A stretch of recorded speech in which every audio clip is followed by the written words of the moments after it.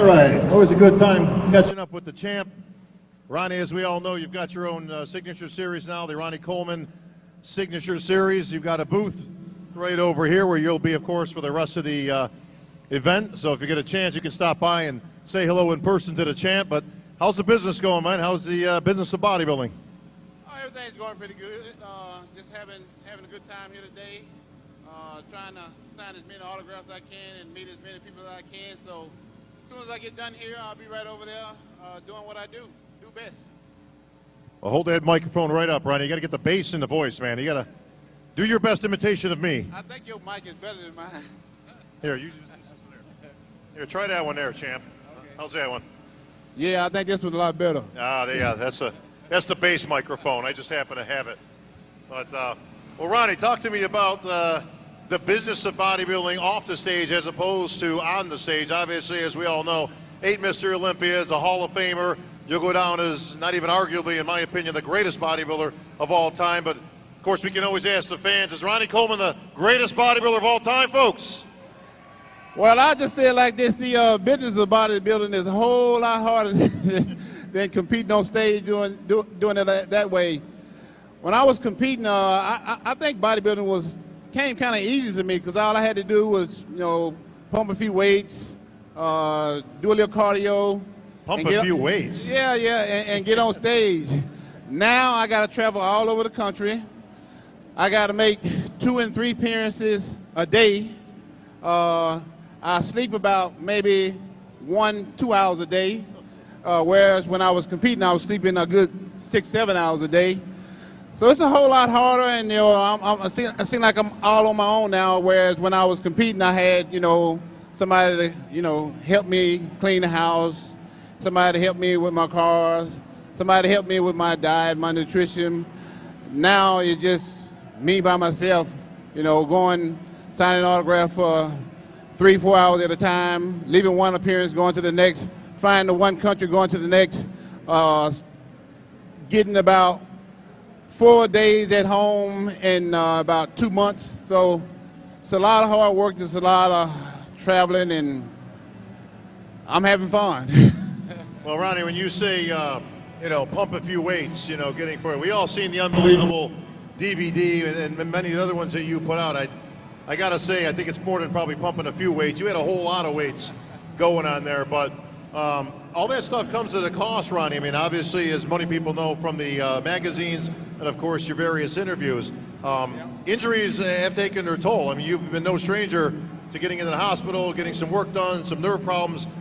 Give me a short laundry list of some of the things you've had to deal with post-career from all that heavy lifting over the years. Well, it's nothing real serious, but I've had about 3 surgeries. I had 2 back surgeries and 1 neck surgery. My back was like decompression. My neck was, what's that? I forget what my neck was, but it wasn't real serious. But after all my surgeries, I was back in the gym about, 6 weeks later, hitting it hard again. So I'm still hanging in there, just a little hiccups here and there. That's about it. Well, Ronnie, your attitude always is the best when it comes to these things. You don't really take anything too seriously. Always in a good mood. Always got a smile on your face. But Ronnie, I'll take just a few minutes to get back into your bodybuilding career. Take me back to not 1998, but 1997. You're on the Olympia stage, but you weren't the winner in 97. Take me back to that date and what the results were in 97.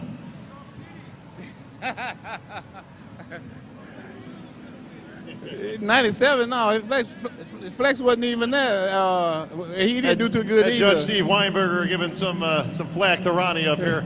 He had you in first. Yeah, right. In 1997, that was a bad year for me. 97 was the year I placed 9th.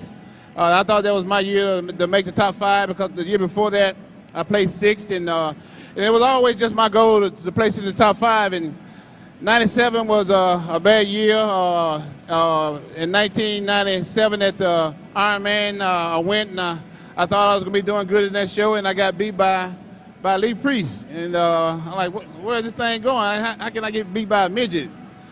I went on to the Arnold Classic, and Lee Priest was there again. I thought he was going to beat me again. So when I went back to my room, told Vicky sitting right there, I told her, hey, Vicky, I think I done had enough of this bodybuilding stuff. I think I'm going to give it up because, things are not going good for me, and I got this job at the police department. I'm real happy there, so I think I'm going to just give it up.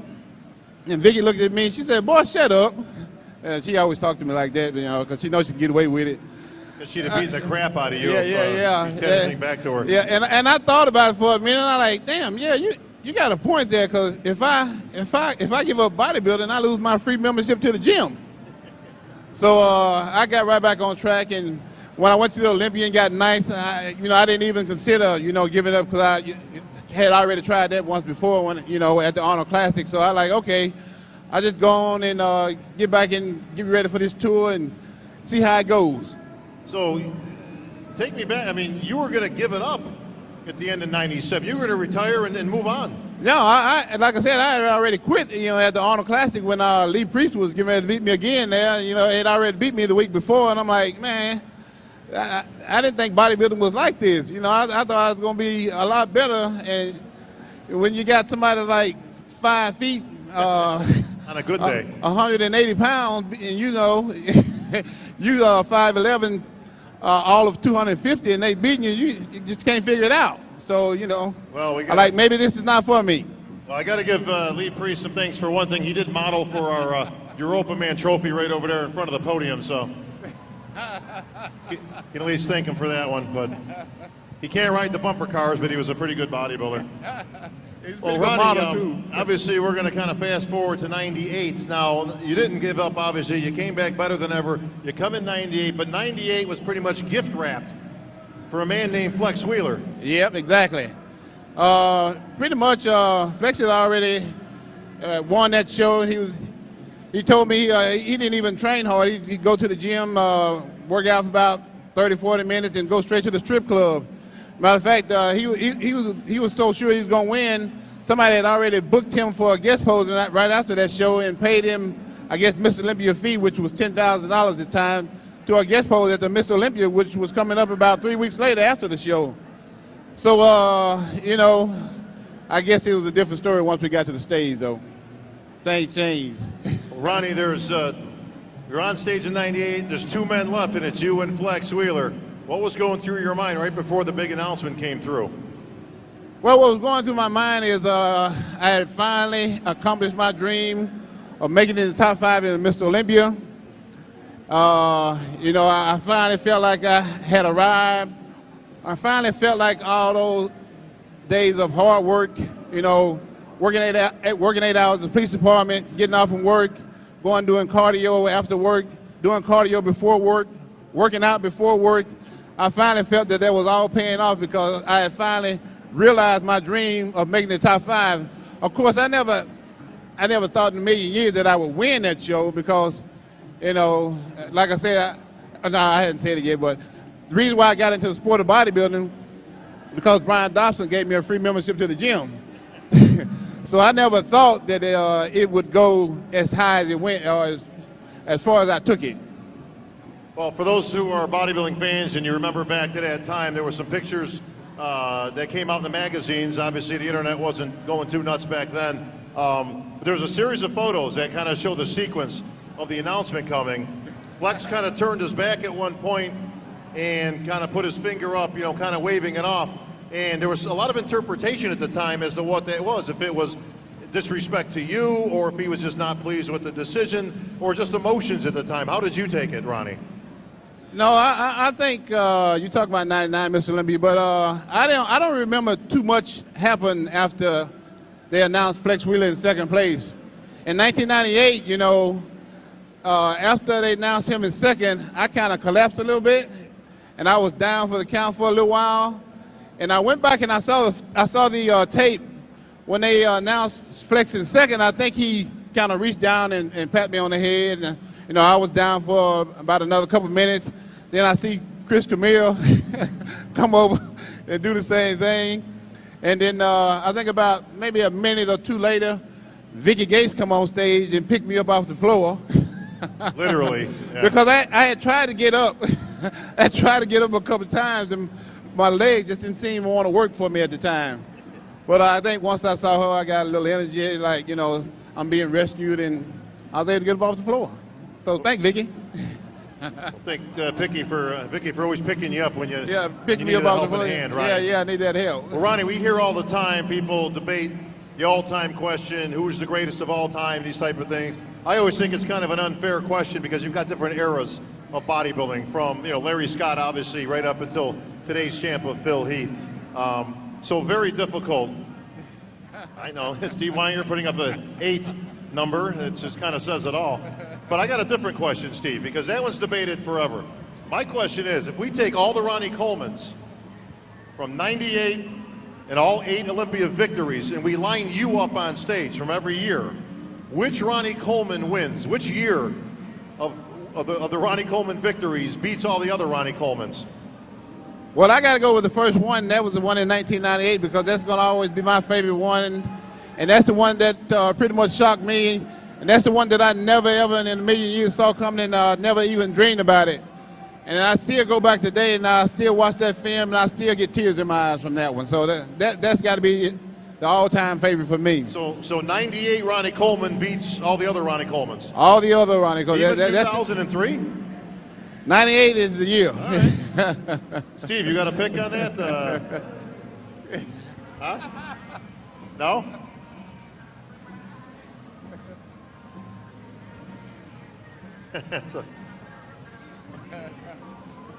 Well, you can argue that one all day long. One thing that can't be argued, Ronnie, is obviously one of the greatest all time. Ronnie, I mentioned Phil Heath, your current 3-time champ. He's looking to make it 4 in a row this year. Now, nobody has done 4 in a row since Ronnie Coleman. So Phil Heath obviously putting himself in elite status this year with a victory, which of course he is hot on the tail and showing no signs of slowing down. Give me your impressions on Phil Heath at this point in his career. Well, I think Phil looking real good now, and from looking at last year's Mr. Olympia, I really can't see anybody giving him any challenge right now. He's kind of like in a class all by himself. I see this guy, Big Ronnie. I think he's gonna, once he gets his muscle maturity behind him, I think he's the next guy that's gonna challenge Phil Heath. But I think that's about maybe 2-3 years down the road. And it's an interesting assessment, Ronnie, because I picked Big Ronnie myself as potentially a guy that could give Phil trouble. People find that interesting because they're expecting names that we're familiar with: Kai Green, Dennis Wolf, Branch Warren, Sean Roden, a guy that was working for you for a little while. And the rest of the host of the guys that have kind of been toeing the line for a little while. I'm with you. I think Big Ronnie presents something different. Yep. And I think you have to be different than Phil Heath to be able to try to beat Phil Heath. But does Phil have to come in off for somebody to beat him at this point, or can somebody literally present something that gives the judges something to look at? Well, I think anything is possible, but just looking at last year's competition, I think I find it very, very hard for Phil Heath to come in off, because I remember when I was Mr. Olympia, that was my sole purpose for living. That took first over everything. So you always trying to, for me, I was trying to get better every year, and I was trying to put on weight, and I was trying to be different from last year. So I was always 1,000% focused when it came to Mr. Olympia. So I can't see Phil coming in off. I can see him not coming in at all, from a real bad injury. But as far as coming in off, I just don't see that happening. So for me, I just got to take that off the table. Well, we mentioned Big Ronnie. Now, Big Ronnie burst on the scene last year at Steve Weinberger's New York Pro Show in New York City. Yep. And he made quite an impression, beating a very impressive Victor Martinez, who was coming back from various injuries and other things that kept him out of the limelight for a while. But he showed up in shape. And Big Ronnie showed up at about 276 pounds and, kind of destroyed everybody. Now, we've got, once again, we're 1 week away from the New York Pro.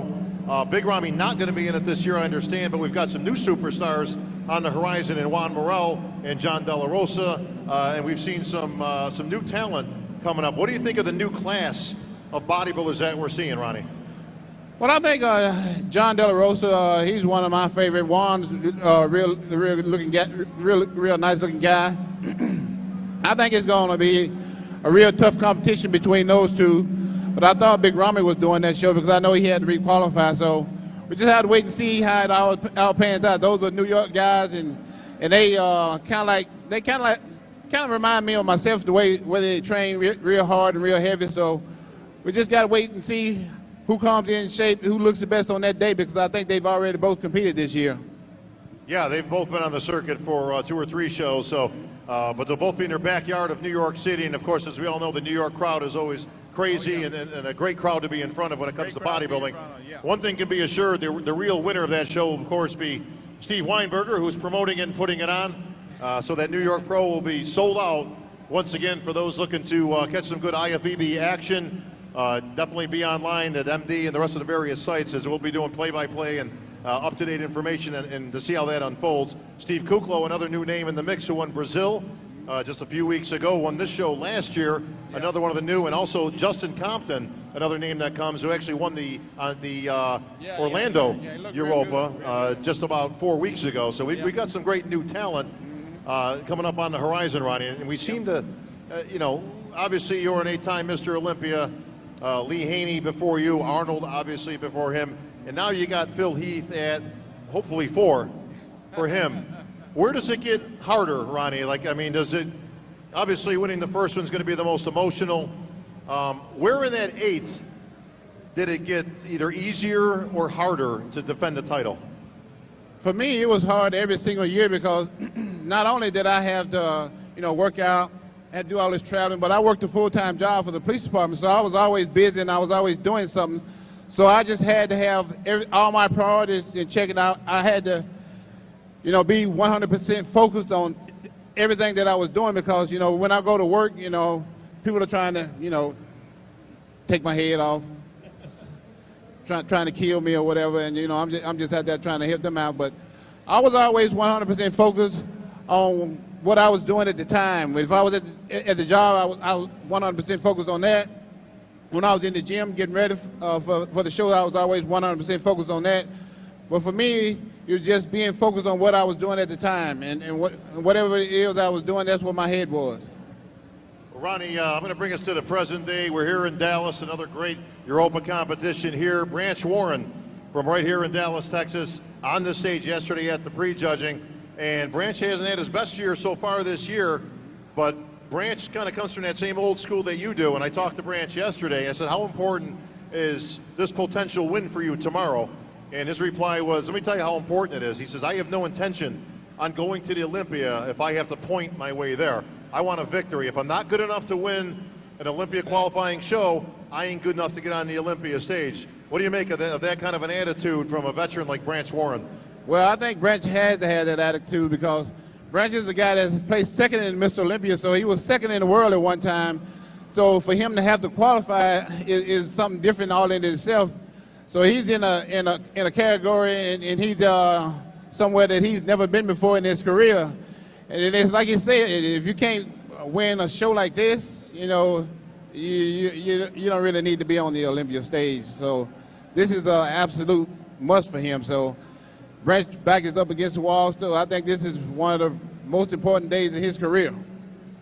And I'd be remiss, Ronnie, if I didn't make a note on that not only are you correct in that assessment, but how important is it mentally for Branch Warren to get a victory here and kind of reestablish his esteem? Again, you're talking about a guy who was second in the world and now has got to qualify and get back to that Olympia. Is it a mental thing?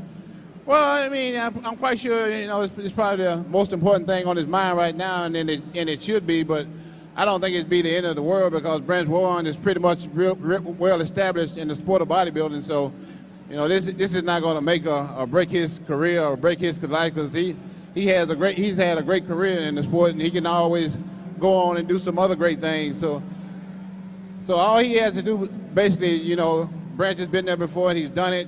So he knows what he had to do. So all you got to do now is just do it. Well, Ronnie, I know you're busy with the booth and obviously your business as you'll be making your way back over there. Ronnie, we have any show specials for our great audience that came out here to hear you speak today? You got to have something special for my people over here. Yeah, what did we do last week? Last time I was at the Orlando show, we gave away. I think you gave them all free products. Free T-shirt. No, we actually gave a free T-shirt to whoever had the best Ronnie Coleman imitation, And the guy who came up who actually won, Ronnie said was so bad that he gave him a free T-shirt to never do it again. So, Ronnie, Yeah, nobody can imitate you, buddy. I mean, all the now you actually have T-shirts with some of your sayings on it, do you not? Yeah, I do, but I think we do that same thing. I think we give a free T-shirt to anybody who can guess what I got my degree in and how I graduated and where I graduated from. I actually know both of those, but I got enough T-shirts, man. And so, plus I know you personally. So, all right, you got it. Anybody that shows up at the Ronnie Coleman booth, free T-shirt if you can guess what he majored in college. What level, what status level I graduated, what honor status I graduated. Oh, what honor status? Because I was going to say, I know the college, but so we're going to make this a little tougher here. And what year? Oh, what do you mean in what year? Come on. I'm trying not to give it away. Yeah. Give some T-shirts to the folks. You guys want some T-shirts from Ronnie? Don't let the people down, Ronnie. They got to work hard for them, though. They just can't give them away. They're going to send Vicky after your ass is what they're going to do. Then you got some real problems on your hands. Don't do that. Well, Ronnie, I know you got to get back to work. We really appreciate you taking some time out of your schedule to answer a few questions and greet the great fans here in Dallas. Ladies and gentlemen, 8-time Mr. Olympia, Ronnie Coleman. Yeah, buddy.